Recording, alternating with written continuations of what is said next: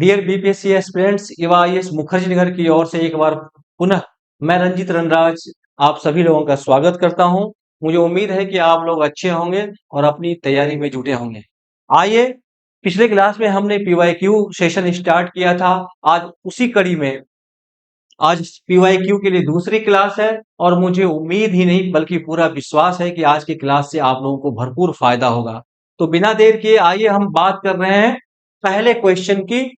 आज का जो हमारा पीवाईक्यूज है वो 70वीं बीपीएससी से रिलेटेड है और उसमें हम हिस्ट्री वाले सेगमेंट को देखने की कोशिश करेंगे कि हिस्ट्री वाले सेगमेंट से किस तरह के क्वेश्चन पूछे गए हैं और इसी के अकॉर्डिंग हमारी अगली रणनीति होगी और आप लोगों को भी फायदा मिलेगा कि जब हिस्ट्री आप पढ़ें तो हिस्ट्री में किन किन बातों पर ध्यान देना जरूरी है और किस तरह से पीवाईक्यू से हम लाभ उठा पाए। तो आज की क्लास का मुख्य उद्देश्य यही है। पहला क्वेश्चन है हमारे बोर्ड पे कि the oldest civilisation in the world is Egyptian, Mesopotamian, Chinese and Indus valley. यानी दुनिया की प्राचीन सभ्यताओं के बारे में पूछा जा रहा है। तो दुनिया के प्राचीन सभ्यताओं की यदि हम बात करें तो प्राचीन सभ्यताओं में सबसे जो पुरानी सभ्यता आती है वो इजिप्शियन सभ्यता की बात आती है। उसके बाद मेसोपोटामियन सभ्यता आती है।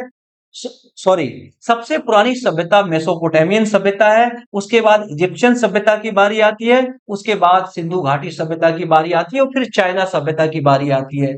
तो आपका सही आंसर क्या है? मेसोपोटामियन सभ्यता। अब यहां देखिए, ये बिल्कुल जीके टाइप का क्वेश्चन है, यानी वन लाइनर क्वेश्चन है। अब इस क्वेश्चन से आने वाले समय में आगे भी प्रश्न बनने की संभावना प्रबल हो जाती है। जैसे इस क्वेश्चन के कई डायमेंशंस हैं। जैसे ये पूछा जा सकता है कि विश्व की सबसे पुरानी सभ्यताओं में एक मेसोपोटामियन सभ्यता रही है। मेसोपोटामियन सभ्यता का विकास निम्नलिखित में किस नदी घाटी में हुआ था? नदियों, यानी आप देखेंगे दुनिया की जो भी प्राचीन सभ्यताएं रही हैं उन सभी प्राचीन सभ्यताओं का विकास नदी घाटी में ही हुआ है। For example Indus valley civilisation की बात करें तो इंडस वैली सिविलाइजेशन का विकास इंडस रिवर वैली में हुआ था। इजिप्टियन सिविलाइजेशन के डेवलपमेंट की बात करें तो इजिप्टियन सिविलाइजेशन का डेवलपमेंट नाइल रिवर वैली में हुआ। ठीक है, तो कहने का मतलब इस तरह से क्वेश्चन बन सकता है। हम नेक्स्ट क्वेश्चन लेते हैं। अब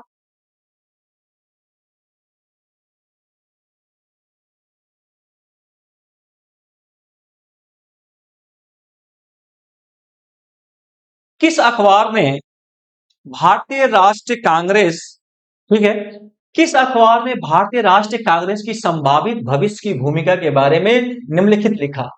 हमारे देश की भावी संसद का केंद्र है और यह हमारे देशवासियों के लिए अकल्पनीय परिणाम की भलाई की ओर ले जाएगा। मतलब एक अखबार लिख कह रहा है भारतीय राष्ट्रीय कांग्रेस के बारे में, वो जानना चाह रहा है। ये क्वेश्चन कौन सा अखबार था? Which newspaper wrote the following about the possible future role of the Indian National Congress is the nucleus of a future parliament of our country and will lead to the good of inconceivable magnitude for our countrymen. The times of India, the Indian mirror, the New York times. इसका सही answer होगा the Indian mirror.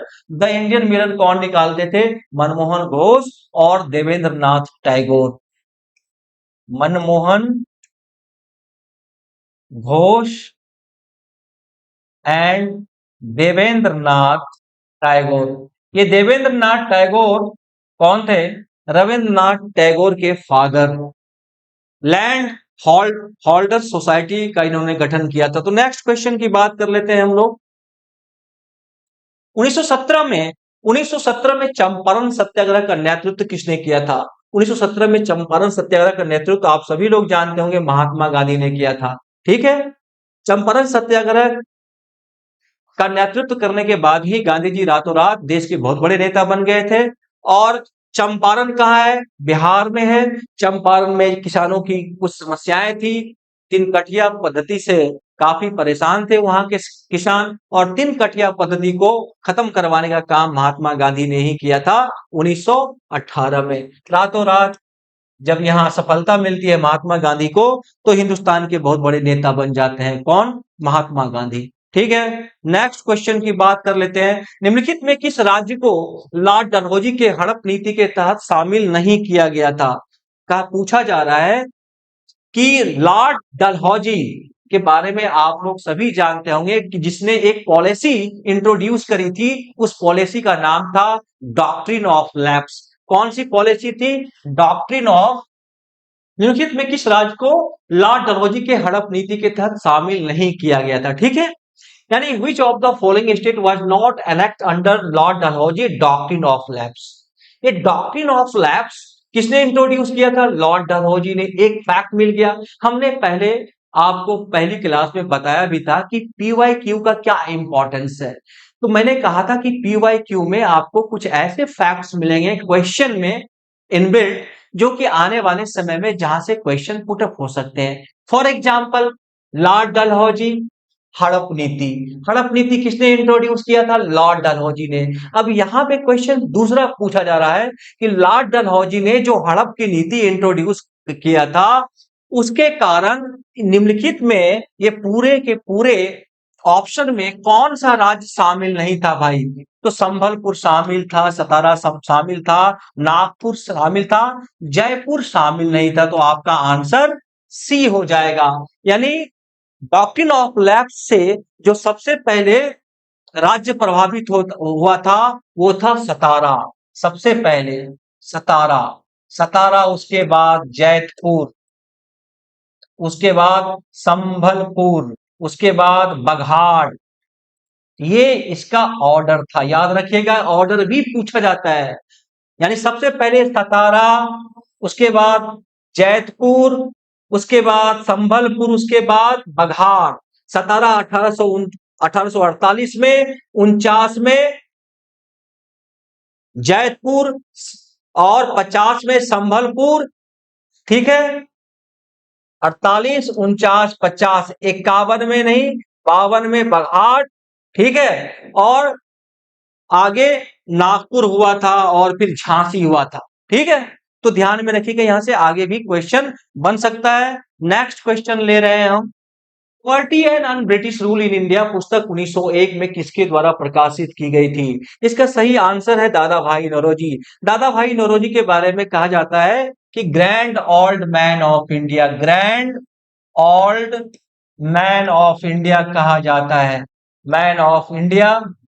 और भारतीय राष्ट्रीय कांग्रेस की सबसे अधिक बार अध्यक्षता, most times Indian National Congress के चेयरमैनशिप की जिम्मेदारी दो आदमी को सिर्फ मिली, एक जवाहरलाल नेहरू को और दूसरे दादा भाई नौरोजी थे। तो ध्यान में रखिएगा। और दादा भाई नौरोजी ने ही कौन सा सिद्धांत दिया था? दादा भाई नौरोजी धन के निष्कासन का सिद्धांत, धन के निष्कासन का सिद्धांत बहुत ही इंपॉर्टेंट फैक्ट है, ध्यान में रखिएगा। इसको इंग्लिश में क्या बोलते हैं? Drain of wealth theory. Drain of wealth theory, ये पूछा जा सकता है कि ड्रेन ऑफ वेल्थ थियरी का सिद्धांत किसने दिया था? धन के निष्कासन का सिद्धांत किसने दिया था? तो दादा भाई नौरोजी। और उन्होंने ही एक किताब लिखी थी, poverty and British rule in India. ठीक है, 1901 में। और दादा भाई नौरोजी के बारे में ही एक इंपॉर्टेंट बात है कि किस भारतीय ने सबसे पहले नेशनल इनकम को मेजरमेंट किया था? नेशनल इनकम को जो है सामने लाने की बात की थी और सामने लाया था, वो दादा भाई नौरोजी ही थे। तो नेक्स्ट क्वेश्चन की चर्चा कर लेते हैं आप। कलकत्ता में फोर्ट विलियम कॉलेज की स्थापना से संबंधित कुछ ऑप्शंस दिए गए हैं और हमें एक ऑप्शंस को चूज करना है कि कौन सा ऑप्शन सही है। Fort William college eight Calcutta was established. सबसे पहले मैं बता दूं कि फोर्ट विलियम कॉलेज जो कलकत्ता में स्थापित था, क्वेश्चन में ही दिया गया है। तो क्वेश्चन ये बन सकता है कि किसने एस्टेब्लिश किया था? तो लॉर्ड वेलेस्ली ने। किसने? लॉर्ड वेलेस्ली ने। कब किया था? 1800 ईस्वी में। क्या ऑब्जेक्टिव थे इसके? ऑब्जेक्टिव थे इसमें, विकल्प में 1800 को गलत दे दिया है। भारतीय संस्कृति और परंपरा को समझाने के लिए जो सिविल सर्वेंट भारत के लिए अपॉइंट होते थे, खासकर ब्रिटेन से, तो उन सिविल सर्वेंट्स के लिए भारतीय संस्कृति परंपरा के बारे में जानकारी देने के लिए कलकत्ता में फोर्ट विलियम कॉलेज की स्थापना की गई थी। बाद में इस कॉलेज को बंद कर दिया गया था। ठीक है, नेक्स्ट नेक्स्ट हम ले लेते हैं क्वेश्चन आपका, अशोक के स्तंभ पर कौन सी लिपि लिखी गई है? बहुत ही इंपॉर्टेंट क्वेश्चन है, स्क्रिप्ट की बात जो है पूछी जा रही है। The script written on Ashoka's pillars, Ashoka के बहुत सारे पिलर भारत में पाए गए हैं। आप जानते ही हैं कि प्राचीन काल में अशोक पहला शासक था जिसने अपनी जनता को डायरेक्ट संबोधित किया अभिलेखों के माध्यम से। तो अशोक ने अपने पिलर्स पे, स्तंभों पे बहुत सारे अभिलेख खुदवाए हैं और उन अभिलेखों की लिपियां क्या रही है, भाषा क्या रही है, ये एग्जाम पॉइंट ऑफ व्यू से काफी इंपॉर्टेंट हो जाता है। यदि भाषा की बात, जैसे यहाँ पे स्क्रिप्ट की बात पूछी जा रही है, तो हो सकता है कि आने वाले एग्जाम में भाषा की बात पूछ ले। तो भाषा की यदि बात पूछी जाए तो प्राकृत भाषा, अशोक के जितने भी स्तंभ थे उसपे जो अभिलेख खोदे गए थे, ठीक है, उसकी भाषा क्या थी? प्राकृत। और स्क्रिप्ट जो थी, अलग अलग क्षेत्रों में अलग अलग स्क्रिप्ट थी। ठीक है, इसमें पूछा जा रहा है पाली स्क्रिप्ट नहीं, संस्कृत नहीं, समेरियन नहीं, ठीक है, क्या थी? ब्राह्मी। आप देखेंगे कि पूर्वी क्षेत्रों में, मध्य क्षेत्र में जहां स्क्रिप्ट ब्राह्मी थी, वहीं नॉर्थ वेस्ट, वेस्ट क्षेत्रों में आपका अरामाइक थी, खरोष्ठी थी, ठीक है, ग्रीक थी। यानी नॉर्थ नॉर्थ वेस्ट, पश्चिम वाले इलाके में कौन कौन? ग्रीक। ग्रीक लिपि में भी खरोष्ठी, खरोष्ठी और अरामाइक, ये ध्यान रखिएगा, ये सारी की सारी लिपियां अशोक के अभिलेखों में दिखाई देती हैं। और एक इंपॉर्टेंट और जो बात है कि अशोक के अभिलेखों की जो भाषा थी, यानी अभिलेखों की भाषा को पढ़ने में सबसे पहले जो सफलता मिली थी किसको? जेम्स प्रिंसेप को। जेम्स प्रिंसेप बहुत ही इंपॉर्टेंट फैक्ट है, इसे ध्यान में रखिएगा। प्रिंसेप कब? 1837 में। ठीक है, तो यहां से क्वेश्चन बन सकता है आने वाले समय में। ठीक है, ध्यान में रखिएगा। नेक्स्ट क्वेश्चन की बात कर लेते हैं। निम्नलिखित में से किस सूफी सिलसिले की स्थापना बिहार में हुई थी? विच ऑफ द फॉलोइंग सूफी सिलसिला वॉज फाउंडेड इन बिहार? तो कलंदर, कुबरिया, फिरदौसिया, फिरदौसी, फिरदौसी जो है सिलसिला बिहार में स्थापना हुई थी। ठीक है, नेक्स्ट क्वेश्चन की बात कर लेते हैं भाई। झांसी के पास देवगढ़ का मंदिर और इलाहाबाद के पास गढ़वा मंदिर में बनी मूर्तियां किस कला के महत्वपूर्ण अवशेष हैं? यानी किस कला, यहाँ पे किस कला से मतलब है कि मौर्य कला, गुप्त कला, यानी गुप्त काल की कला, मौर्य काल की कला, किससे रिलेटेड है, या उपयुक्त में से कोई नहीं? तो देखिए इसका सही जो आंसर है गुप्ता आर्ट, देवगढ़ का, देवगढ़ जो है झांसी के पास, देवगढ़ का दशावतार मंदिर, दशावतार मंदिर, दशावतार मंदिर गुप्त काल में निर्माण हुआ था। और ओवरऑल यदि आपसे पूछा जाए कि भारत में मंदिरों का निर्माण कब कब से स्टार्ट हुआ, तो मंदिरों का निर्माण भाई साहब गुप्त काल से ही स्टार्ट हुआ। गुप्त काल से ही मंदिर बनने लगे थे और पहली बार मंदिरों में जो पूजा स्टार्ट हुई वो गुप्त काल से ही। ये पंचायतन पंचायतन शैली में बनाया गया मंदिर था। ठीक है, और ये गुप्त काल से रिलेटेड है। ठीक है, नेक्स्ट क्वेश्चन की बात कर लें हम। मौर्य साम्राज्य, बहुत ही इजी क्वेश्चन है कि मौर्य साम्राज्य के संस्थापक कौन थे? एक बात मैं आप लोगों को कहना चाहता हूं कि बीपीएससी का इस तरह से जो क्वेश्चन 17वीं बीपीएससी में आप देख रहे हैं, तो इस तरह के क्वेश्चन को हम जीएस से रिलेट नहीं करते हैं। इस तरह के क्वेश्चन किससे रिलेट किए जाते हैं? जीके और जीए से।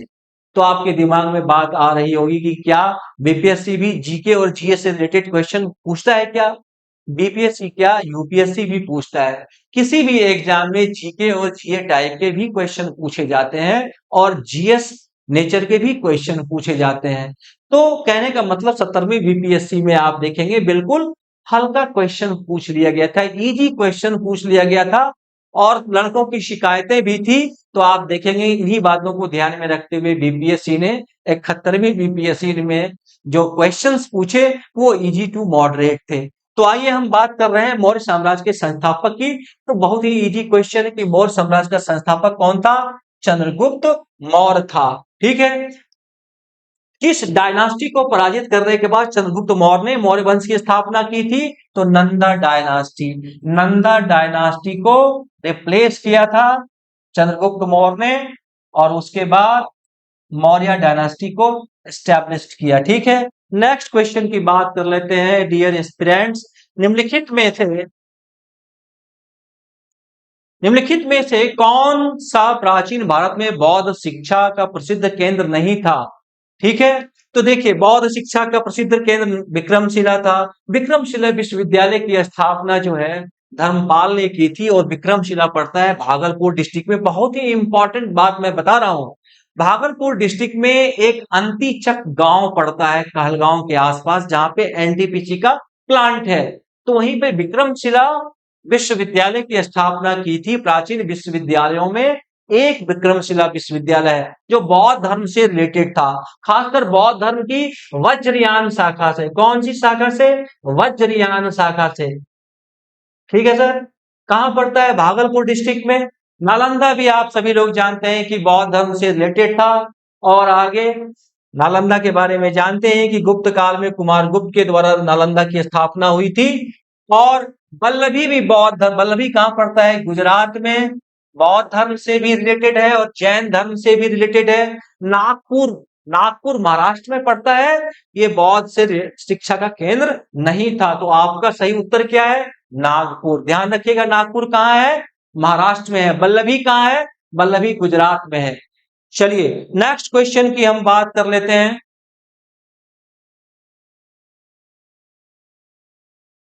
1939 में जब सुभाष चंद्र बोस ने इस्तीफा दिया तब भारतीय राष्ट्रीय कांग्रेस के अध्यक्ष कौन बने? बहुत ही इंपॉर्टेंट क्वेश्चन है, हालांकि इंफॉर्मेशन बेस्ड क्वेश्चन है, फिर भी अच्छा क्वेश्चन है। ठीक है। तो देखिए 1939 में क्या हुआ था, आप लोग पढ़ेंगे नेशनल मूवमेंट में एक त्रिपुरी क्राइसिस हुआ था। त्रिपुरी क्राइसिस। ये त्रिपुरी क्राइसिस क्या है? हिंदी में कहते हैं त्रिपुरी संकट। त्रिपुरी पड़ता है मध्य प्रदेश में। ध्यान रखिएगा, इंपॉर्टेंट बात बता रहा हूं।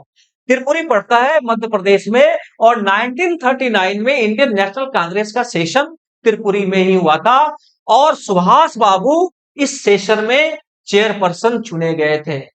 सुभाष बाबू चुने गए थे किसको हरा करके? पट्टाभी सीतारमैया, जो गांधी जी के कैंडिडेट थे। पट्टाभी, पट्टाभी सीतारमैया, सीतारमैया। ठीक है, सीतारमैया, पट्टाभी सीतारमैया।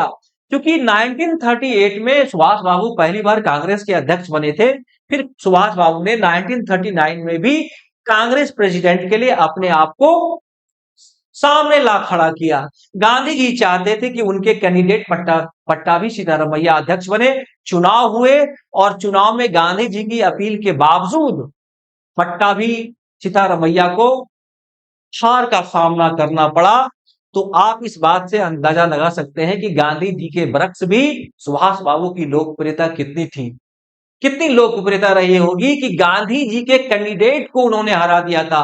ये बात गांधी जी को नागवार गुजरी और गांधी जी के जो फॉलोअर्स थे उनको भी ये बातें अच्छी नहीं लगी। बस इसका प्रभाव ये पड़ा कि सुभाष बाबू को गांधी जी के फॉलोअर्स सहयोग करने के लिए तैयार नहीं थे।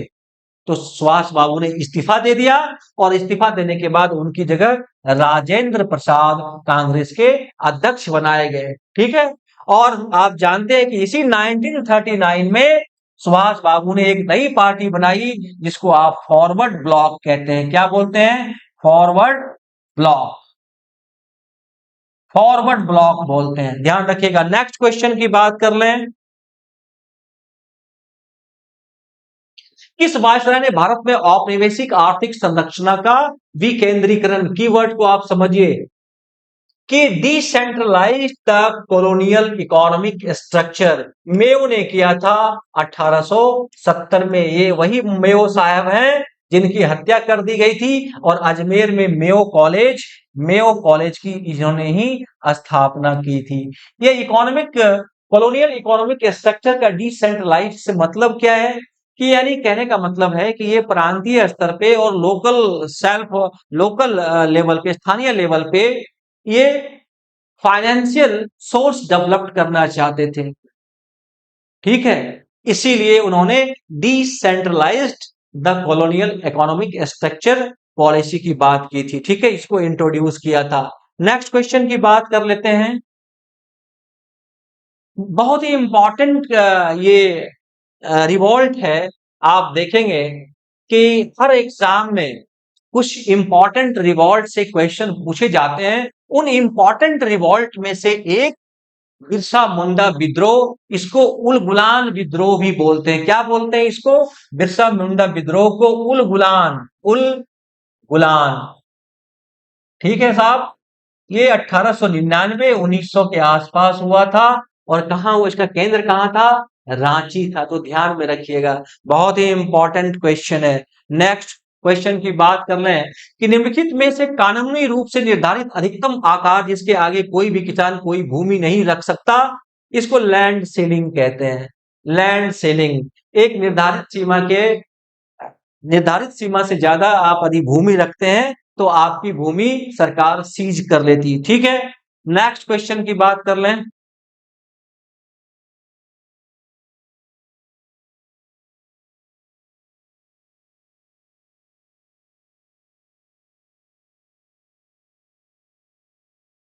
स्थानीय प्रेस अधिनियम की अनुमति से द वर्नाक्यूलर प्रेस एक्ट, देखिए देखिए वर्नाक्यूलर प्रेस एक्ट, ये विकल्प आ रहे होंगे आप लोगों को। मैं समझ गया। वर्नाक्यूलर प्रेस एक्ट आया था 1878 में, लॉर्ड लिटन के समय। वर्नाक्यूलर यानी वर्नाक्यूलर मतलब देशी भाषा समाचार पत्र अधिनियम। हिंदी में कहते हैं वर्नाक्यूलर प्रेस एक्ट को, हिंदी में कहते हैं देशी भाषा समाचार पत्र, देशी भाषा समाचार पत्र अधिनियम। कब आया था भाई साहब? 1878 में, लॉर्ड लिटन के समय में। वर्नाक्यूलर समाचार पत्र अधिनियम लाने का मुख्य उद्देश्य था जो देशी भाषा के जो समाचार पत्र थे उनको सप्रेस करना, उनको दबाना, उनको खत्म करना। और इसके तहत एक अखबार हुआ करती थी जो बंगाल से निकलती थी, बंगाली में सोम प्रकाश। ये बहुत ही इंपॉर्टेंट बात बता रहा हूं, एग्जाम ओरिएंटेड फैक्ट है। सोम प्रकाश एक अखबार का नाम था। कौन पब्लिश कर रहा था? ईश्वर चंद्र विद्यासागर। ईश्वर चंद्र विद्यासागर पब्लिश करते थे सोम प्रकाश इस चपेट में आ गया था, सोम प्रकाश अखबार। और एक अखबार थी अमृत बाजार पत्रिका। अमृत बाजार पत्रिका, ये रातों रात देसी भाषा को छोड़कर, ठीक है, इंग्लिश में कन्वर्ट हो गई थी। अमृत बाजार पत्रिका बहुत इंपॉर्टेंट फैक्ट है। और यही अमृत बाजार पत्रिका को प्रेजेंट टाइम आप जो है एक फेमस न्यूज चैनल एबीपी के नाम से जानते हैं। एबीपी जो न्यूज चैनल है प्रेजेंट टाइम में, एबीपी का फुल फॉर्म वो कौन सा ग्रुप है? अमृत बाजार पत्रिका। तो है ना इंपॉर्टेंट बात, ध्यान में रखिएगा आप लोग। और यहां से क्वेश्चन बनने की प्रबल संभावना है। नेक्स्ट क्वेश्चन की बात कर लेते हैं। बिहार राज्य, बहुत ही इजी क्वेश्चन है कि बिहार राज्य कब प्रतिष्ठित हुआ? आप सभी लोग जानते हैं कि बिहार राज्य 1912 में, इसलिए 22 मार्च 1912 को हम लोग बिहार दिवस भी मनाते हैं। बिहार दिवस, ठीक है सर, बिहार दिवस मनाते हैं। तो कब प्रतिष्ठित हुआ था बिहार? 22 मार्च 1912 को। नेक्स्ट क्वेश्चन की बात कर लेते हैं। दिल्ली सल्तनत के दौरान जो खुत मुकद्दम चौधरी, इसमें मुकद्दम चौधरी एक खुत भी कहते थे, खुत। ये दिल्ली सल्तनत में स्थानीय लेवल पे जो चौधरी होते थे, सर्वे सर्वा होते थे, और खासकर वो रेवेन्यू, ठीक है, गांव के सरपंच होते थे, गांव के सरपंच, उनको क्या बोलते थे? खुद मुकद्दम चौधरी बोलते थे। और इनकी चर्चा काफी महत्वपूर्ण हो गई थी, खास करके अलाउद्दीन खिलजी के समय में। अलाउद्दीन अलाउद्दीन अलाउद्दीन खिलजी के समय में इसके अधिकारों पर प्रहार किया गया था, खुद मुकद्दम चौधरी के अधिकारों पर, ध्यान रखिएगा। नेक्स्ट क्वेश्चन की बात कर लेते हैं।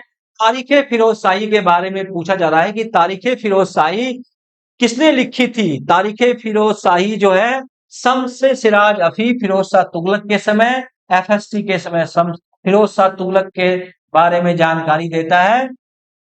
कौन कौन सी किताब? तो तारीखे फिरोज शाही, ठीक है, तारीखे फिरोज शाही। नेक्स्ट क्वेश्चन की बात कर लेते हैं। निम्नलिखित में कौन आजाद हिंद फौज से जुड़ा हुआ नहीं है। आईएनए के बारे में आप लोग जानते ही होंगे कि आईएनए की स्थापना कैप्टन मोहन सिंह ने की थी। बाद में आईएनए का जो है नेतृत्व सुभाष बाबू ने संभाला, और इसी आईएनए के नेतृत्व में सुभाष बाबू ने दिल्ली चलो का नारा दिया था, और सिंगापुर में 21 अक्टूबर 1943 को अस्थायी सरकार भी बनाई थी, 21 अक्टूबर 1943 को, ठीक है। और देखिए इसमें शाहनवाज खान आईएनए के ऑफिसर्स थे, मोहन सिंह भी थे भाई साहब, प्रेम सिंह सहगल भी थे। ये डांगे साहब Communist Party of India, Communist Party of India से एसोसिएटेड थे। यानी who among the following is not associated with Azad Hind Fauj, कह रहा है कौन नहीं जुड़ा हुआ है, तो ऐसे डांगे साहब। डांगे साहब कम्युनिस्ट पार्टी के लीडर थे, प्रोमिनेंट लीडर थे, ठीक है। नेक्स्ट क्वेश्चन की बात कर लूं। नेक्स्ट क्वेश्चन जो है आपका साहब मैचिंग टेस्ट है। मैचिंग कह रहा है कि निम्नलिखित लेखकों की सूची को 1857 की पुस्तकों की सूची सेकंड से मिलाएं, और नीचे देखिए कोर्ट से उत्तर चुने। मैच द लिस्ट, मैचिंग है मतलब मिलाना है कि कौन सा, यानी एक तरफ राइटर के नाम दिए गए हैं और दूसरी तरफ उनकी किताबों के नाम है, उसको मैच करना है। तो देखिए साहब, बीडी सावरकर प्रथम स्वतंत्रता संग्राम उन्होंने लिखा था, एसएन सेन ने लिखा था 1857 1857 लिखा था, एरिक स्टोक्स ने लिखा था किसान और राज यानी पीजेंट एंड राज, और एसवी चौधरी ने लिखा था नागरिक विद्रोह और भारतीय विद्रोह, ठीक है। तो आप लोग सुन ही लिए, ध्यान रखिएगा। नेक्स्ट क्वेश्चन की हम बात कर रहे हैं। अब आइए, एक तरफ क्या है कि समाज सुधारकों और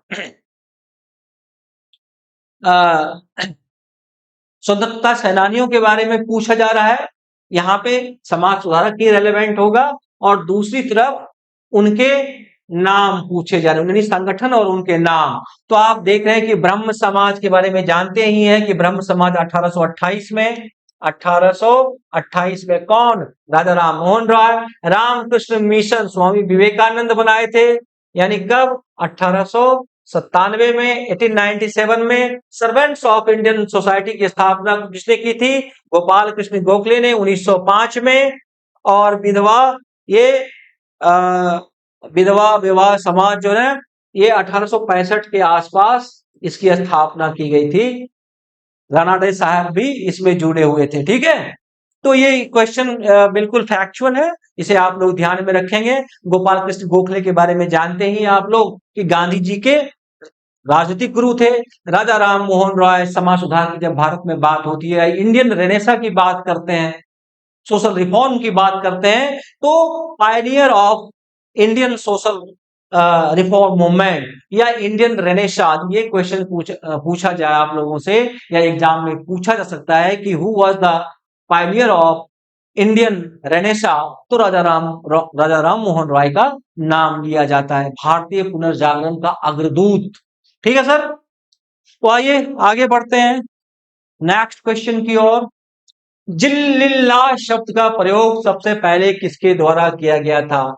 एक्चुअली क्या है कि ये the term Zillillah was the first used by, ये मिडिएवल इंडिया से रिलेटेड वर्ड है, और ये जिल्लिल्लाह शब्द जो है बलबन से जुड़ा हुआ है। बलबन आप जानते हैं कि जब हम गुलाम डायनास्टी की जब बात करते हैं, तो गुलाम डायनास्टी का अंतिम जो इंपॉर्टेंट शासक था वो बलबन ही था, और बलबन के बारे में आप सभी लोग जानते हैं होंगे, नहीं जानते हैं तो सुन लीजिए कि बलबन क्या था, तुर्क ए चिहलगानी का मेंबर था और गुलाम था। एक गुलाम से शासक तक की यात्रा उसने की थी, और बलबन ने ही एक theory of kingship, theory of kingship. ये क्वेश्चन बहुत ही इंपॉर्टेंट है। यदि आपसे पूछा जाए कि दिल्ली सल्तनत का वो कौन सा प्रोमिनेंट रूलर था जिसने पहली बार दिल्ली सल्तनत में राजत्व के सिद्धांत को इंट्रोड्यूस किया था, वो बलबन ही था। ठीक है, तो राजत्व के सिद्धांत को इंट्रोड्यूस करने वाला व्यक्ति बलबन था। और इसी राजत्व के सिद्धांत से ये वर्ड जुड़ा हुआ है जिल्लिल्ला। इसको कहते हैं जिल्ले इलाही, जिल्ले इलाही। इंग्लिश में बोलते हैं शैडो ऑफ गॉड। क्या बोलते हैं? Shadow of God. यानी राजा पृथ्वी पर ऐसा व्यक्ति होता है जिस पर ईश्वर की प्रतीक छाया होती है, ईश्वर की छाया पड़ती है। और इसने क्या कहा अपने राजत्व के सिद्धांत में? जिले इलाही की बात करी। और एक और शब्द आता है इसके राजत्व के सिद्धांत में, नियावते खुदाई। नियावते खुदाई यानी धरती पर जो राजा होता है, रूलर होता है, वो गॉड को रिप्रेजेंट करता है। तो ठीक है प्यारे बच्चों, आप लोग ध्यान से सुन रहे होंगे, ये बहुत ही इंपॉर्टेंट फैक्ट है, यहां से क्वेश्चन बनने की पूरी संभावना है। नेक्स्ट क्वेश्चन की बात कर लेते हैं। निम्नलिखित में से कौन चंद्रगुप्त मौर्य से संबंधित नहीं है? अब देखिए बहुत ही इंपॉर्टेंट क्वेश्चन है, इंफॉर्मेशन बेस्ड क्वेश्चन है। यदि आपके पास इंफॉर्मेशन से संबंधित क्लैरिटी है तभी आप क्वेश्चन को कर पाएंगे, अदरवाइज आप नहीं कर पाएंगे। आइए देखते हैं, निम्नलिखित में कौन सा चंद्रगुप्त मौर्य, यानी which of the following is not associated with Chandragupta Maurya? Junagadh inscription of Rudradamana, Vishnugupta, Sanchi and Susima. देखिए रुद्रदामन का जूनागढ़ शिलालेख जो है, इसके बारे में मैं एक्स्ट्रा इंफॉर्मेशन दे रहा हूं। ये संस्कृत का सबसे बड़ा, संस्कृत का पहला लार्जेस्ट इंस्क्रिप्शन है, पहला बड़ा अभिलेख है। किसने जारी किया था? रुद्रदामन। रुद्रदामन कौन था? रुद्रदामन था पोस्ट मौर्य एज का प्रोमिनेंट सकाज रूलर, शासक। ठीक है। और जूनागढ़ शिलालेख, तो जूनागढ़ शिलालेख चंद्रगुप्त मौर्य के बारे में भी जानकारी देता है। इसी जूनागढ़ शिलालेख से जानकारी मिलती है कि जूनागढ़ में जो गिरनार लेक था, जो सुदर्शन झील के नाम से भी जाना जाता है, उसका निर्माण चंद्रगुप्त मौर्य के समय ही हुआ था। चंद्रगुप्त मौर्य का गवर्नर पुष्यगुप्त जो उसका बहनोई भी था। बहुत इंपॉर्टेंट फैक्ट बता रहा हूं इसके रिगार्डिंग, और एग्जाम ओरिएंटेड है, ध्यान रखिएगा। विष्णुगुप्त, विष्णुगुप्त चाणक्य, चाणक्य को ही विष्णुगुप्त के नाम से भी जाना जाता है, और चाणक्य को हम कौटिल्य के नाम से भी जानते हैं। तो किसका कंटेम्परेरी था? चंद्रगुप्त मौर्य का कंटेम्परेरी भी था, गुरु भी कहा जाता है, इसीलिए चंद्रगुप्त मौर्य से एसोसिएटेड हो गया। सांची, सांची जो है, सांची जब अस्तित्व में आया उसमें चंद्रगुप्त मौर्य नहीं थे। सांची में जो स्तूपा का निर्माण करवाया गया है, ठीक है, वो किसके द्वारा? अशोक के द्वारा। और सुसीम जो था वो कौन था? चंद्रगुप्त मौर्य का पोता था। तो इससे रिलेटेड, इससे एसोसिएटेड हो जाता है। थोड़ा सा दिमाग लगाने की जरूरत है। ब्लड रिलेशन निकल आया ना, सुसीम चंद्रगुप्त मौर्य का पोता था सुसीम। लेकिन सांची से इसलिए चंद्रगुप्त मौर्य को एसोसिएटेड नहीं कर सकते हैं कि सांची से उनका कोई लेना देना नहीं था। जब सांची का निर्माण किया जा रहा था तो उस समय ईश्वर को प्यारे हो गए थे चंद्रगुप्त मौर्य। ठीक है सर, आगे बढ़ते हैं। बहुत ही इंपॉर्टेंट बात मैंने बताई आपको इस क्वेश्चन के रिगार्डिंग, ध्यान में रखिएगा। भारतीय राष्ट्रीय कांग्रेस के पहले मुस्लिम अध्यक्ष, बहुत ही इंपॉर्टेंट क्वेश्चन, आगे भी इस तरह से क्वेश्चन पूछे जा सकते हैं कि who was the first Muslim president of Indian National Congress? तो बदरुद्दीन तैयब जी। बदरुद्दीन तैयब जी जो कांग्रेस के प्रेसिडेंट बने थे, वो मद्रास कांग्रेस के प्रेसिडेंट 1887 में, मद्रास अधिवेशन 1887, मद्रास अधिवेशन। और ये वही बदरुद्दीन तैयब जी हैं जो फिरोज शाह मेहता, केटी तेलंग के साथ मिलकर के क्या बनाए थे? बॉम्बे प्रेसिडेंसी एसोसिएशन बनाए थे। चलिए आगे अगले प्रश्न की बात कर लेते हैं। हाँ, बहुत ही इंपॉर्टेंट प्रश्न है।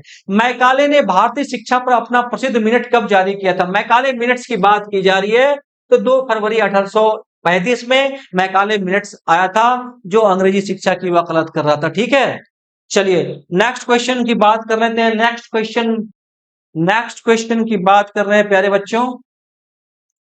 बहुत ही इंपॉर्टेंट,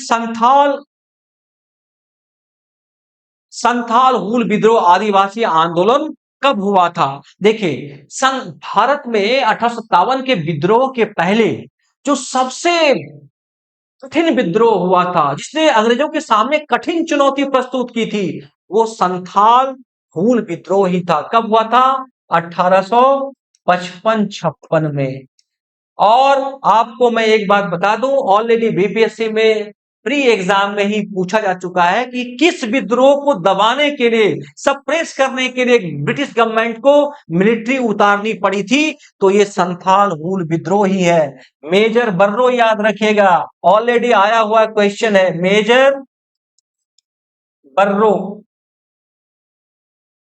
बर्रो, मेजर बर्रो याद रखिएगा। संथाल विद्रोह या हूल विद्रोह एक ऐसा विद्रोह है जिसको सप्रेस करने के लिए ब्रिटिश गवर्नमेंट को दांतों तले चने चबाने पड़े थे, मिलिट्री उतारनी पड़ी थी। नेक्स्ट क्वेश्चन की बात करते हैं अब।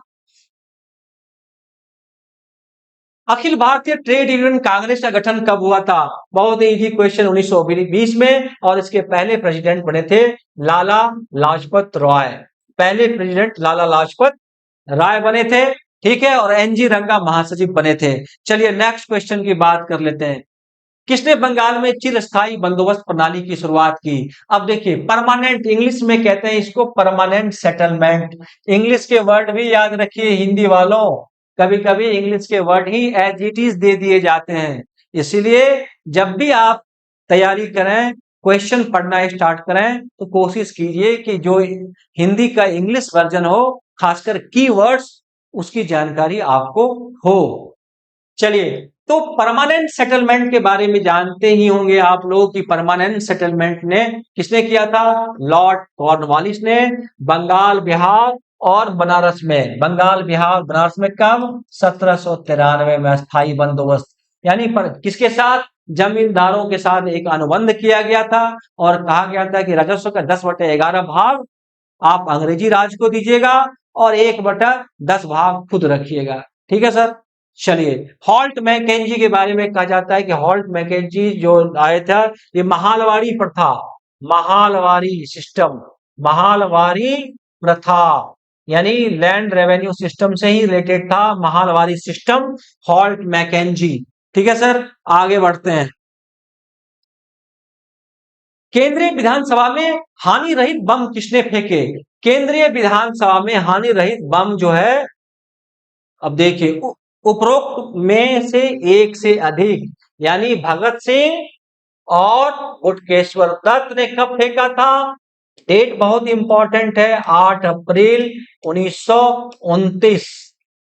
ये ऐसा बम था जिससे किसी की क्षति नहीं होती। ठीक है, और आगे चल करके इसके बाद गिरफ्तारी देते हैं और फिर लाहौर कॉन्स्पिरेसी के तहत भगत सिंह को फांसी होती है 23 मार्च 1931 को। ठीक है सर, आगे बढ़ते हैं क्वेश्चन में। प्रसिद्ध पुस्तक गुलामगिरी, ठीक है, कि लेखक कौन है, यानी राइटर का नाम पूछा जा रहा है, तो ज्योतिबा फुले। ज्योतिबा फुले गुलामगिरी लिखा था और उन्होंने 1873 में एक सत्य शोधक समाज की स्थापना की थी। सत्य शोधक समाज, सत्य शोधक समाज, बहुत ही प्रोमिनेंट पर्सनालिटी ज्योतिबा फुले रहे हैं। और भारत में सामाजिक सुधारों की जब भी चर्चा होगी, तो उसमें ज्योतिबा फुले का नाम लिया ही जाना चाहिए और लिया जाता है। 1873 में उन्होंने सत्य शोधक समाज की स्थापना की थी। चलिए आगे बात करते हैं। नेताओं की सूची, यानी एक तरफ 1857 के विद्रोह से रिलेटेड क्वेश्चन है, एक तरफ नेतृत्व करता है यानी लीडरशिप है, तो दूसरी तरफ इंपॉर्टेंट प्लेसेस है कि जहां जो लीड कर रहे थे। तो कुंवर सिंह के बारे में आप सभी लोग जानते हैं कि जगदीशपुर में लीड कर रहे थे। जगदीशपुर कहाँ है? बिहार के आरा डिस्ट्रिक्ट में पड़ता है। ठीक है सर, और हजरत महल कहाँ लीड कर रही थी? तो लखनऊ में। खान बहादुर खान ये कहाँ? ये खान बहादुर खान बरेली में, और मौलवी अहमदुल्ला फैजाबाद में। तो आइए मैं कुछ और अलग से कुछ इंपॉर्टेंट इंफॉर्मेशन आप लोगों को दे दूं कि हजरत महल को महक परी के नाम से भी जाना जाता था। महक परी बहुत ही इंपॉर्टेंट और एग्जाम ओरिएंटेड फैक्ट है। खान बहादुर खान ये बरेली में नेतृत्व कर रहे थे और 1857 के विद्रोह में इन्होंने जो अंतिम मुगल सम्राट थे बहादुर शाह द्वितीय जफर, उन जो है उनका इन्होंने अपने आप को रिप्रेजेंटेटिव कह दिया था। ठीक है सर। तो बेगम हजरत महल के बारे में बहुत ही इंपॉर्टेंट बात है, इसको ध्यान में रखिएगा। चलिए नेक्स्ट आगे क्वेश्चन। सिंधु घाटी सभ्यता के प्रमुख नगर का नाम क्या है जिसका पश्चिमी एशिया से व्यापारिक संबंध था? अभी थोड़ी देर पहले हम इंडस वैली सिविलाइजेशन की बात कर रहे थे। पश्चिमी एशिया की बात जब करते हैं तो पश्चिमी एशिया में जैसे आप देख रहे हैं अदन की खाड़ी से रिलेटेड या हॉर्मुज स्ट्रेट से रिलेटेड जो भी देश है वो पश्चिमी एशिया में आते हैं। ठीक है। तो लोथल में डॉकयार्ड मिला है। लोथल में क्या मिला है? डॉकयार्ड यानी बंदरगाह मिला है। और लोथल का जो है पश्चिमी एशिया से व्यापारिक संबंध था। चलिए राष्ट्रीय कांग्रेस के Who was the president of Indian National Congress at the गया सेशन? गया सेशन में इंडियन नेशनल कांग्रेस का प्रेसिडेंट कौन चुना गया था? तो चित्तरंजन दास। गया सेशन में उस समय जेल में थे और ये चुने गए थे। ठीक है। नेक्स्ट क्वेश्चन की बात कर लेते हैं। भारत के किस राज्य में चित्रकूट मंदिर है? अब देखिए चित्रकूट यूपी में भी पड़ता है, ये फंसाने के लिए किया गया। मध्य प्रदेश में चित्रकूट मंदिर है। ठीक है। मध्य प्रदेश में, इस क्वेश्चन में दम नहीं है, मध्य प्रदेश में। अब देख नेक्स्ट क्वेश्चन है कि टर्की और कह रहा है कि इस ऑप्शन में जो K R Narayan, R Venkataraman, doctor Shankar Dayal Sharma और डॉक्टर एस राधाकृष्णन, इसमें से इस पर्सनैलिटी के बारे में कहा जा रहा है कि इसमें से एक भारत के राष्ट्रपति भी रहे और कई देशों में राजदूत भी और जवाहरलाल यूनिवर्सिटी के चांसलर भी रहे। तो वो थे के आर नारायणन थे। के आर नारायणन भी थे। नेक्स्ट क्वेश्चन की बात कर लेते हैं। 1857 के विद्रोह का किसके द्वारा पहली बार प्रथम स्वतंत्रता संग्राम? अभी आप क्वेश्चन कर रहे थे इससे जो क्वेश्चन था उसमें मैचिंग टेस्ट में, तो बी डी सावरकर ने कहा। बी डी सावरकर ने भारतीय स्वतंत्रता संग्राम कहा है। और आर.सी. मजूमदार की बात ही कुछ और है। ना तो इन्होंने भारतीय स्वतंत्रता संग्राम कहा, ना तो प्रथम कहा, तो इन्होंने नहीं माना। बाल गंगाधर तिलक भी नहीं कहते हैं, तो बी डी सावरकर। आइए नेक्स्ट क्वेश्चन की चर्चा कर लेते हैं। नेक्स्ट क्वेश्चन की चर्चा में कुछ संगठनों के नाम हैं और उससे एसोसिएटेड कौन सी पर्सनालिटी रही है उसके बारे में पूछा जा रहा है। तो देखिए इंडियन एसोसिएशन को सुरेंद्र नाथ बनर्जी और आनंद मोहन घोष 1876 में एस्टैब्लिश किए थे। मद्रास महाजन सभा एम वी राघवाचार्य 1884 में, ये 1876 में। पूना सार्वजनिक सभा की स्थापना जो हुई थी वो 1870 में हुई थी। ठीक है सर। और बॉम्बे प्रेसिडेंसी एसोसिएशन की स्थापना जो है हुई थी वो आपका 1885 में। ठीक है। तो ध्यान में रखिएगा, बहुत ही इंपॉर्टेंट है, हमने डेट भी लिख दिया है। पटना कॉलेज कब स्थापित हुआ था? पटना कॉलेज हुआ था 1863 में। ठीक है। पटना कॉलेज स्थापित हुआ था। नेक्स्ट क्वेश्चन फैक्चुअल है, इसमें ज्यादा दिमाग लगाने की जरूरत नहीं है। आइए अब 70वीं बीपीएससी का ही आप सभी लोगों को मालूम है कि 2 चरण में एग्जाम हुए थे। वो नेक्स्ट एक चरण का मैंने कर लिया है, अब नेक्स्ट चरण का हमें और करना है। बने रहिए आप हमारे साथ। मैं समझ मुझे लग रहा है कि आप लोग थके नहीं होंगे और निश्चित तौर से इस सेशन का आप लोगों को भरपूर लाभ मिलेगा।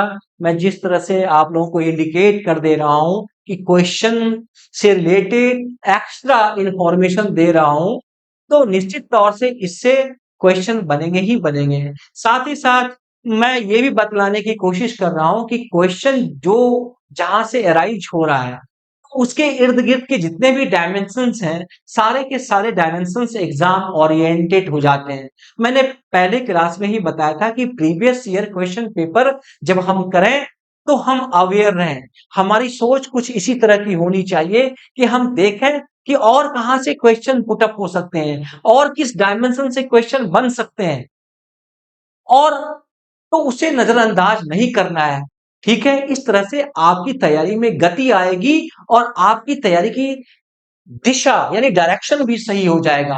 आप फोकस्ड होते जाएंगे और आपके कॉन्फिडेंस का क्या होगा, कॉन्फिडेंस का बिल्डअप होना स्टार्ट हो जाएगा और फिर आप 100% अपने आप को महसूस करेंगे कि मेरा एग्जाम क्वालिफाई हो रहा है। तो आइए नेक्स्ट क्वेश्चन की बात कर लें कि अंग्रेजों ने राजधानी को दिल्ली कब बिल्कुल 1912 में। ठीक है, नेक्स्ट क्वेश्चन की बात कर लेते हैं, बहुत इजी क्वेश्चन। 1912 में आप जानते हैं कि दिल्ली दरबार में जो है, आइए, रामकृष्ण मिशन की स्थापना किसके द्वारा की गई थी? रामकृष्ण मिशन की स्थापना 1897 में स्वामी विवेकानंद के द्वारा की गई थी और स्वामी विवेकानंद के गुरु का नाम क्या था? रामकृष्ण परमहंस। रामकृष्ण परमहंस जो है स्वामी विवेकानंद के गुरु का नाम था। ठीक है, new lamps for the old, Aurobindo Ghosh ने ये किताब लिखी थी और ये बहुत ही इंपॉर्टेंट किताब है। अरविंद घोष जो है, कहा जाता है कि एक समय गरम दल के नेता थे, लेकिन एक था मानिक तल्ला कॉन्स्पिरेसी में नाम आने के बाद ये फिर राष्ट्रीय आंदोलन से अपने आप को विमुक्त कर लिए थे और फिर जाकर के पांडिचेरी में एक आश्रम, अरविंदो आश्रम की स्थापना की थी, जानते ही होंगे आप लोग। तो आइए आगे बढ़ते हैं। मुस्लिम लीग ने प्रत्यक्ष कार्रवाई दिवस, मुस्लिम लीग ने प्रत्यक्ष कार्रवाई दिवस 16 अगस्त 1946 को,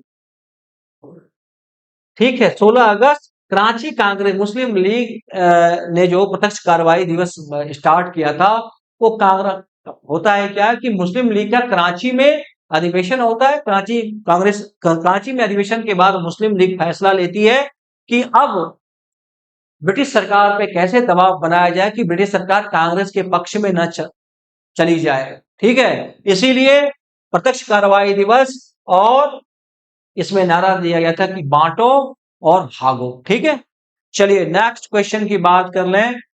राजा प्रवर सेन के बारे में निम्नलिखित, राजा प्रवर सेन के बारे में क्या है कि वह बकाटक वंश का वास्तविक संस्थापक था। उनका साम्राज्य,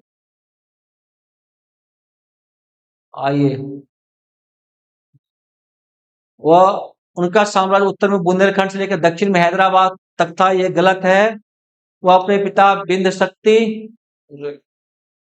ठीक है, वह यानी बी गलत है, बी गलत है, वह ए और सी इसका सही आंसर होगा। चलिए आगे, फैराजी आंदोलन के बारे में पूछा जाता है कि फैराजी आंदोलन जो था वो हाजी शरीयतुल्लाह के द्वारा बंगाल में स्टार्ट किया गया था और ये मुस्लिम सुधार से भी, यानी जो मुस्लिमों में जो ट्रेडिशनल बातों को छोड़ते चले जा रहे थे, एक तरह से मुस्लिमों में सुधार की बात कर रहा था। ठीक है, एक तरह से ये कहिए कि प्रोग्रेसिव मूवमेंट इसको हम नहीं कर सकते, हाजी शरीयतुल्लाह ने चलाया था और आगे चल करके दादू मियां, इसके यानी इसके पुत्र का नाम था, आगे चल के दादू मियां इस चीज को स्टार्ट करता है। ठीक है, तो नेक्स्ट क्वेश्चन की बात कर लेते हैं अब।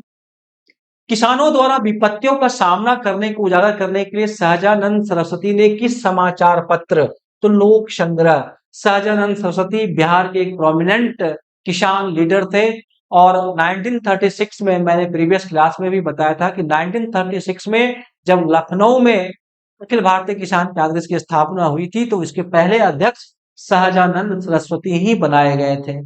ठीक है, आगे बात करते हैं आगे अगले क्वेश्चन की कि निम्नलिखित को सुमेलित करके सही फोटो का चयन कीजिए। यानी एक तरफ राजनीतिक संगठन पॉलिटिकल ऑर्गेनाइजेशन की बात की जा रही है तो दूसरी तरफ संस्थापक की बात की जा रही है। खाकसार राजनीतिक संगठन का निर्माण इनायतुल्लाह मशरिकी ने लाहौर में किया था, जबकि सोशलिस्ट पार्टी की स्थापना जयप्रकाश नारायण और आचार्य नरेंद्र देव ने किया था। इंडिपेंडेंट लेबर पार्टी से जुड़े हुए थे, यानी इसकी स्थापना डॉक्टर अंबेडकर साहब ने किया था। और फॉरवर्ड ब्लॉक की स्थापना आप जानते ही, अभी थोड़ी देर पहले मैंने बताया था कि 1939 में सुभाष बाबू ने किया था। नेक्स्ट क्वेश्चन की बात कर लेते हैं। अब आइए, ये कुछ इंपॉर्टेंट प्लेसेस है और उससे रिलेटेड जो उसके फीचर्स है उसके बारे में पूछा जा रहा है। जैसे वैशाली, जानते हैं बिहार में है, तो वैशाली में क्या होता है भाई? वैशाली में किस चीज का तो देखिए, जमुई सोना के लिए है, भागलपुर रेशमी वस्त्र के लिए है, मधेपुरा रेल डिब्बा कारखाना है और वैशाली पुष्प उत्पादन है। ठीक है, अगला क्वेश्चन देखते हैं। निम्नलिखित में किस शासक ने हर्ष के समय असम पर शासन किया? यानी हर्ष के कंटेम्परेरी शासक का नाम पूछा जा रहा है। राजा दाहिर। राजा दाहिर जो है प्री मिडियवल एज का एक शासक है, और वहीं अश्वथ जहां, वो भी मिडियवल किंग दाहिर। भास्कर बर्मन ये हर्ष का कंटेम्परेरी था, और भास्कर बर्मन जो है असम में शासन कर रहा था। चलिए, कामरूप। कामरूप, ठीक है। भारतीय मुद्रा पर 1913 में नियुक्त रॉयल कमीशन। रॉयल कमीशन भारतीय मुद्रा पे जो आया था वो सर ऑस्टिन चैम्बरलेन में, कि उस समय की जो परिस्थितियां थी उसको देखते हुए भारतीय मुद्रा पर एक रॉयल कमीशन गठित किया गया था 1913 में। देखिए, ये इंफॉर्मेशन याद रखिएगा, 1913 में रॉयल कमीशन भारतीय मुद्रा पर कब आया था? 1913 में। किसके नेतृत्व में? सर ऑस्टिन चैम्बरलेन के नेतृत्व में। बहुत ही इंपॉर्टेंट इंफॉर्मेशन है। चलिए, भारतीय राष्ट्रीय कांग्रेस के 1912 पटना अधिवेशन के अध्यक्ष कौन थे? तो आर एन मधुरकर साहब। बांकीपुर में हुआ था। कहां? बांकीपुर, पटना। बांकीपुर, पटना। ठीक है, कहां हुआ था? National Congress Patna session held किसके नेतृत्व में? आर एन मधुरकर साहब के नेतृत्व में, बांकीपुर, पटना में। चलिए, नेक्स्ट क्वेश्चन। संविधान सभा द्वारा भारतीय राष्ट्रीय ध्वज की स्थिति को अपनाया गया था। संविधान सभा द्वारा भारतीय राष्ट्रीय ध्वज की स्थिति को अपनाया गया था। तो संविधान सभा ने कब अपनाया था भाई? तो 24 जनवरी 1950 को। संविधान संविधान सभा ने कब अपनाया था? तो 24 जनवरी 1950 को अपनाया था। ठीक है, नेक्स्ट। भारत छोड़ो आंदोलन के दौरान बहुत से स्थानों पर राष्ट्रीय सरकार स्थापित की। बहुत ही इंपॉर्टेंट क्वेश्चन है, और आगे भी संभावना है कि यहां से क्वेश्चन बने। देखिए, 1942 में क्विट इंडिया मूवमेंट होता है, और क्विट इंडिया मूवमेंट के दौरान कई जगह पैरेलल गवर्नमेंट फाउंड किए जाते हैं। जैसे एक पैरेलल गवर्नमेंट चित्तू पांडे के नेतृत्व में बलिया में बनी थी। एक पैरेलल गवर्नमेंट जो बनी थी वो सतारा में, जिसको आप कहते हैं सतारा वाला प्रति सरकार, रेती सरकार, जातीय सरकार तामलुक में, और प्रजामंडल, ये सही है। प्रजामंडल सरकार बनी थी तालचर उड़ीसा में, जातीय सरकार बनी थी तामलुक बंगाल में, और सतारा में प्रति रैयती सरकार का कोई मतलब नहीं, आंसर इसका बी होगा। और सबसे लंबा जो चला था सरकार वो सतारा वाली सरकार ही, ये इंपॉर्टेंट फैक्ट है। एक सरकार चित्तू पांडे के नेतृत्व में बलिया में भी बनी थी क्विट इंडिया मूवमेंट के दौरान, तो ध्यान में रखिएगा, बलिया में भी बना था। ठीक है, सबसे जो लंबी उम्र थी पैरेलल गवर्नमेंट की, वो सतारा वाली पैरेलल गवर्नमेंट की लंबी उम्र थी। सबसे ज्यादा दिनों तक वो सरकार फंक्शन करती रही। नेक्स्ट क्वेश्चन की बारी आती है। आइए नेक्स्ट क्वेश्चन कर लें। अंग्रेजी नीतियों की आलोचक कृति गरीब हिंदुस्तान, जिसे बिहार में 1930 में अंग्रेजों ने प्रतिबंधित किया था। ठीक है, तो साहब ये मोहम्मद वली हसन साहब एक किताब लिखे थे 1930s में, जिसको अंग्रेजों ने बैन कर दिया था। ठीक है, अंग्रेजों की आलोचना की गई थी, उनकी पॉलिसीज की, इसीलिए। अब आइए नेक्स्ट क्वेश्चन की बात कर लेते हैं कि मराठा शासकों की अष्टप्रधान प्रणाली, यानी अष्टप्रधान में जो भी लोग अधिकारी शामिल थे और कौन कौन से पोर्टफोलियो थे उसकी चर्चा, यानी डिपार्टमेंट की चर्चा और ऑफिस की चर्चा। तो सचिव जो थे वो सचिव थे साहब आपका पत्राचार प्रभारी, correspondent, incharge of correspondence. Peshwa जो होता था वो प्रधानमंत्री कहलाता था। सामंत, सुमंत कहते हैं, सामंत नहीं, गलत वर्ड दिया है, सुमंत। सुमंत, सुमंत, सुमंत क्या होता है? फॉरेन मिनिस्टर को कहते थे। और अमात्य यानी फाइनेंस मिनिस्टर। नेक्स्ट क्वेश्चन की बात कर लेते हैं। अक्टूबर 1943 में सुभाष बाबू ने एक अस्थाई सरकार बनाया था। कहां? सिंगापुर में। सिंगापुर में बनाया था। कहां बनाया था? सिंगापुर में। अभी थोड़ी देर पहले मैंने चर्चा की थी, आप लोगों को ध्यान में होगा। तो इस यानी प्रोविजनल गवर्नमेंट, ठीक है, अस्थाई सरकार की स्थापना कितने देशों ने मान्यता दी थी? तो 9 देशों ने, यानी जो भी एक्सिस नेशंस थे वो थे, और उसके अलावा थाईलैंड था, बर्मा था, फिलीपाइंस था, ये सारे लोगों ने सुभाष बाबू की सरकार को मान्यता दी थी। ठीक है। निम्नलिखित में किस महान शासकों ने प्राचीन बिहार में हर्यंका डायनास्टी, बिंबिसार, बड़ा ही प्रोमिनेंट डायनास्टी रहा है मगध में, हर्यंका डायनास्टी, जिसके फाउंडर थे बिंबिसार। और बिंबिसार को के बारे में आप सभी लोग जानते हैं कि इसी का बेटा कौन था? इसी का बेटा था अजात शत्रु। और बिंबिसार ने मैट्रिमोनियल पॉलिसी के माध्यम से भी अपने साम्राज्य का विस्तार किया था। ठीक है। तो आइए आगे बढ़ते। दहेज में इनको बनारस मिला था। कौशल राजकुमारी से जब इन्होंने विवाह किया था तो काशी, यानी बनारस, काशी, इसको डॉरी में मिला था। ठीक है सर। पंजाब की, मध्य प्रदेश की राजकुमारी से भी इसने विवाह किया था। कहा जाता है कि मैट्रिमोनियल पॉलिसी के माध्यम से इन्होंने अपने साम्राज्य का विस्तार किया था। बहुत ही इंपॉर्टेंट है। ठीक है। पहली बार स्टैंडिंग आर्मी, यदि मगध के शासकों में स्टैंडिंग आर्मी को रखने की बात की जाए तो बिंबिसार ही था। बिंबिसार से एसोसिएटेड बहुत सारे इंपॉर्टेंट फैक्ट्स हैं, यदि उसकी चर्चा करने लगे तो घंटों बीत जाएंगे। इसलिए फिलहाल क्वेश्चन को देखने की बारी है। तो फिलहाल क्वेश्चन को देखते हैं। और बिंबिसार के बारे में मैं बताऊं कि बिंबिसार जो था गौतम बुद्ध और भगवान महावीर के कंटेम्परेरी थे। चलिए, और भगवान महावीर से पारिवारिक रिलेशंस भी थे बिंबिसार के, ध्यान में रखिएगा। बहुत ही इंपॉर्टेंट इंफॉर्मेशन दे दिया। चलिए आगे बढ़ते हैं। रॉयल शीर्षक अधिनियम के अंतर्गत रानी विक्टोरिया भारत की महारानी कब बनी थी? तो बहुत ही 1877 में। ठीक है। एक एक्ट लाया गया था और उस एक्ट के माध्यम से भारत की महारानी घोषित की गई थी, महारानी विक्टोरिया को। नेक्स्ट क्वेश्चन की बात कर लें। नेक्स्ट क्वेश्चन की बात कर लें डियर एस्पिरेंट्स। आइए, बिहार में भारतीय राष्ट्रीय कांग्रेस के 100 वर्ष किसके द्वारा संपादित? 100 वर्ष पूरे होने पर पीएन ओझा ने, ठीक है, एक किताब निकाली थी। चलिए, चचनामा का फारसी में अनुवाद किसके द्वारा किया गया था? तो चचनामा बहुत ही महत्वपूर्ण जो है बुक है, टेक्स्ट है। और चचनामा मुस्लिम इन्वेजन के बारे में जानकारी देता है।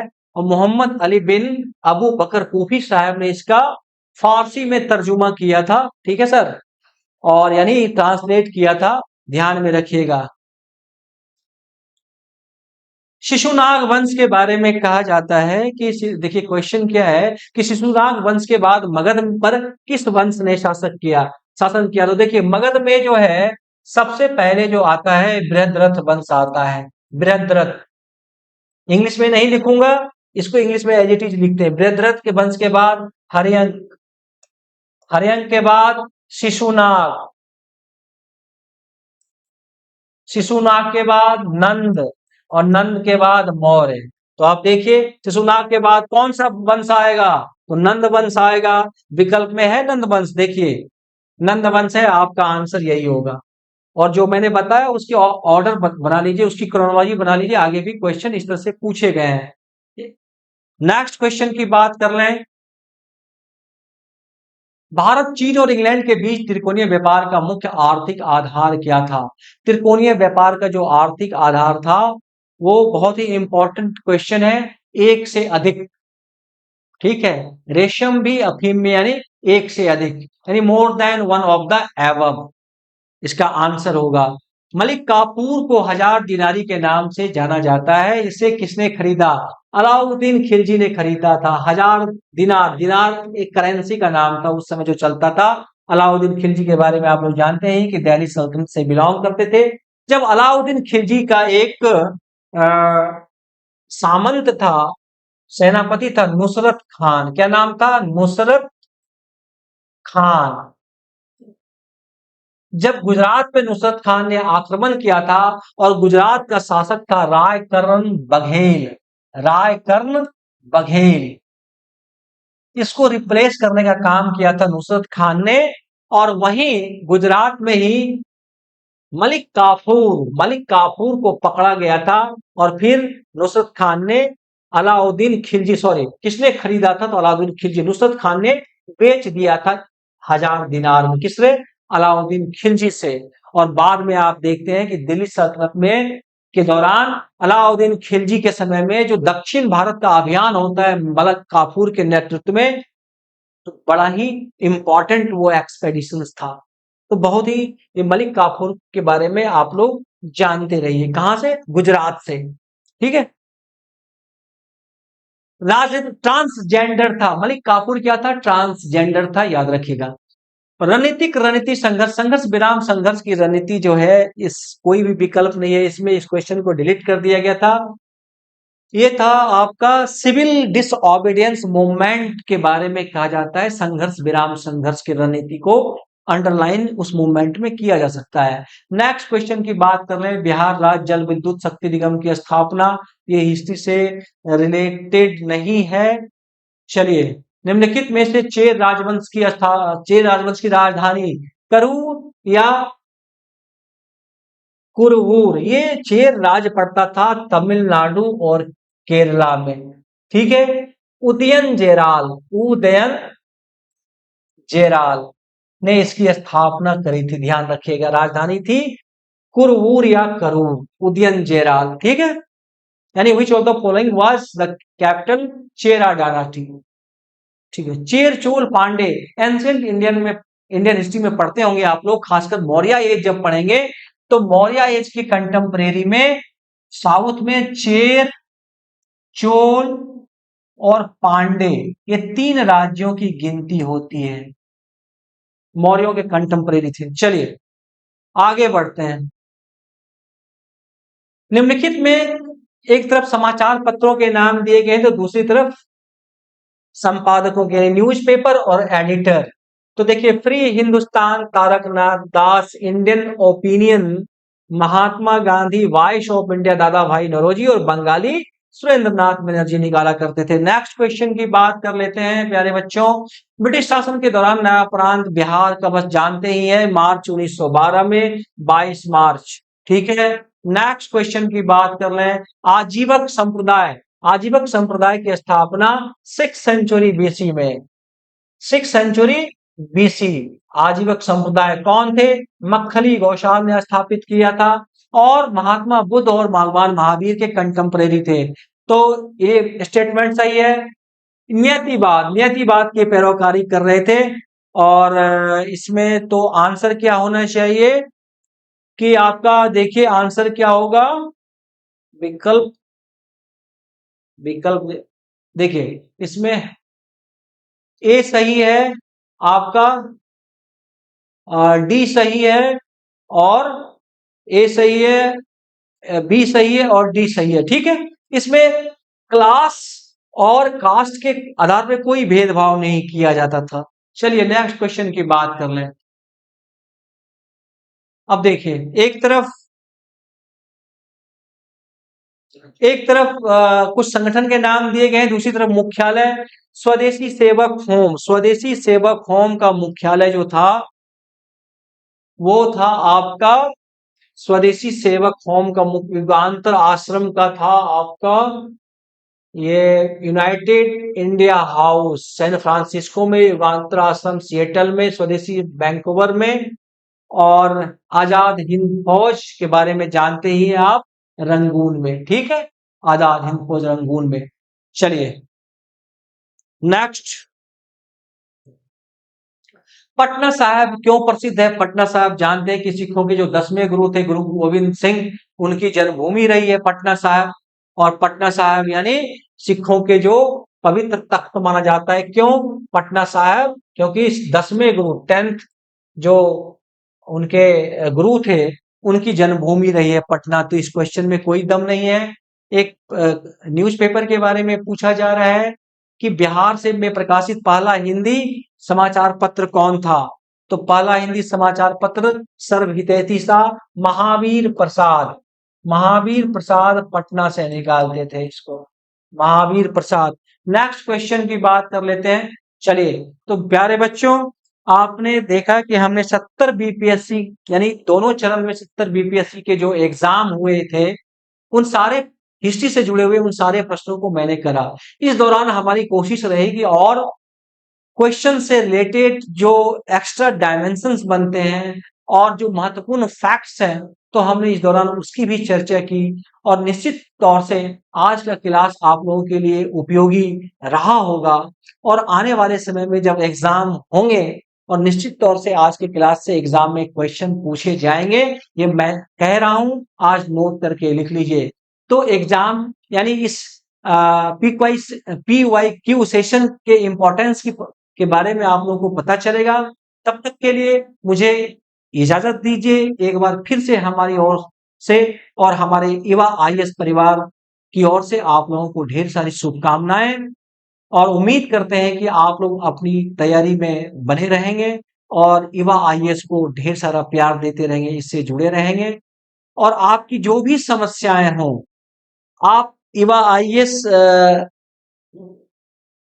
को आप बता सकते हैं कमेंट के माध्यम से, और युवा IAS आपके प्रॉब्लम्स को दूर करने की कोशिश करेगा, पढ़ाई लिखाई से रिलेटेड जो प्रॉब्लम्स हैं। ठीक है, तो और अंत में एक छोटा सा रिक्वेस्ट है कि यदि हमारा वीडियो आप लोगों को पसंद आ रहा हो, आप लोगों को लग रहा हो कि नहीं वीडियो काम के लायक बनाया जा रहा है, एग्जाम ओरिएंटेड है और सही चीजें बताई जा रही हैं, तो प्लीज चैनल को सब्सक्राइब कर लेंगे, शेयर और लाइक जरूर करेंगे और कमेंट के माध्यम से अपनी राय जरूर देंगे। धन्यवाद।